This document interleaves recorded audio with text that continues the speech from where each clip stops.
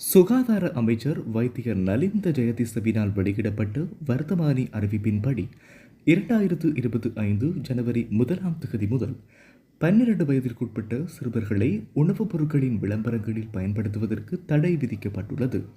இந்த உத்தரவு சிறுவர்களின் ஆரோக்கியம் மற்றும் சமூக பாதுகாப்பை முன்னிலைப்படுத்தும் வகையில் வெளியிடப்பட்டுள்ளது.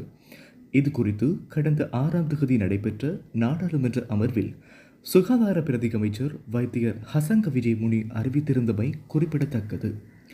இந்த புதிய தீர்மானம் சிறுவர்கள் மீது விளம்பரங்களில் உண்டாகும் தீவிர விளைவுகளை குறைத்து அவர்களின் நலன்களை பாதுகாக்கும் முயற்சியாக கருதப்படுகிறது.